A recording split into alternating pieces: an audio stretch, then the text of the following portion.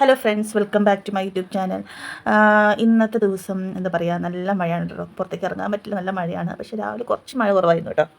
അപ്പോൾ ഞാൻ ഇന്ന് രാവിലെ അമ്മയും ഞാനും കൂടി പിള്ളേരെ സ്കൂളിൽ വിട്ട ശേഷം കുളിച്ച് ഇവിടെ ചിറക്കൽ അമ്മയുണ്ട്, ദേവീക്ഷേത്രമാണ്, അവിടെ പോയി തൊഴുത് പ്രാർത്ഥിച്ച് തിരിച്ച് വന്നു. 12 മണി വരെ ഉണ്ട് കേട്ടോ. പിള്ളേരെ സ്കൂളിൽ വിട്ടപ്പോഴത്തേക്ക് 9 മണിയായി. പിന്നെ 11 മണി സമയം ഉണ്ടായിരുന്നു. അപ്പോൾ ഞാൻ ദോശ ചുടാന്ന് വിചാരിക്കുകയാണ് കേട്ടോ. നല്ല മഴയാണ് കേട്ടോ, പുറത്ത് നിൽക്കാൻ വയ്യ. സാധാരണ എനിക്ക് ഇന്നലെ നൈറ്റ് ഓഫ് ആയിരുന്നു. ഇന്ന് പിന്നെ ഒരു ഓഫും കൂടി എടുത്തു. നൈറ്റ് ഓഫ് കഴിഞ്ഞാൽ ഒരു ഓഫ് എടുക്കും. പക്ഷേ ഭയങ്കര ക്ഷീണമായിരിക്കും, നൈറ്റിൻ്റെ ക്ഷീണം. പിന്നെ റെസ്റ്റ് എടുത്തു.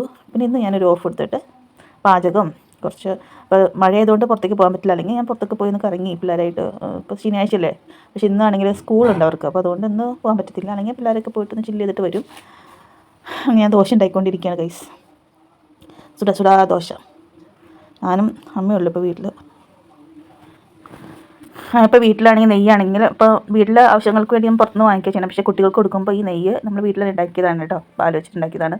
അപ്പോൾ ഈ നെയ്യ് പിള്ളേർക്ക് ദോശയുടെ ഒപ്പം ചുട്ട് കൊടുക്കും, ചോറിലും ആഡ് ചെയ്ത് കൊടുക്കും. പരിപ്പൊക്കെ ഉണ്ടാക്കുമ്പോൾ നെയ്യൊക്കെ ആഡ് ചെയ്തിട്ട് ഇലകൾക്ക് കൊടുക്കും കേട്ടോ. ദോശ ചുട്ടുകൊണ്ടിരിക്കുകയാണ്. 1 ചുട്ടു, ഇനി അടുത്ത് ചുടാം കേട്ടോ. സാധാരണ ഞങ്ങൾ അമ്പലത്തിൽ പോവുകയാണെങ്കിൽ തീർച്ചയായിട്ടും പുറത്തുനിന്ന് ഞങ്ങൾ കഴിക്കാറുണ്ട്. നല്ല ചൂട് ഈ അമ്പലത്തിൻ്റെ അടുത്ത് തന്നെ നല്ലൊരു മസാല ദോശയും വടയൊക്കെ ഇട്ട് നല്ലൊരു കടയുണ്ട്, റെസ്റ്റോറൻറ്റ്. അവിടെ പോയിട്ട് നല്ല ചൂട് മസാല ദോശയും വടയൊക്കെ കഴിക്കാറ്. പക്ഷേ മഴ ആയതുകൊണ്ട് പുറത്തേക്ക് ഇറങ്ങാൻ പറ്റില്ല. അതുകൊണ്ട് ഞങ്ങൾ വീട്ടിൽ വന്നിട്ട്, വീടിൻ്റെ അടുത്ത് തന്നെയാണ് ഈ അമ്പലം. അപ്പോൾ വീട്ടിൽ നിന്നാലും ഞങ്ങൾ പുറത്തുനിന്ന് കഴിക്കും.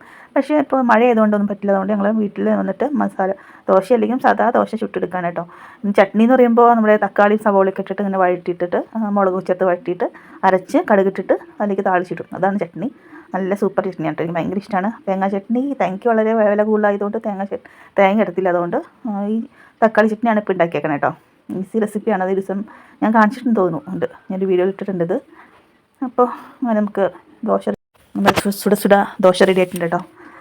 നമുക്കിതിലേക്ക് തോരൻ, രാവിലെ ഉണ്ടാക്കി ചെറുപയർ തോരനാണ്, അത് ചേർക്കാം.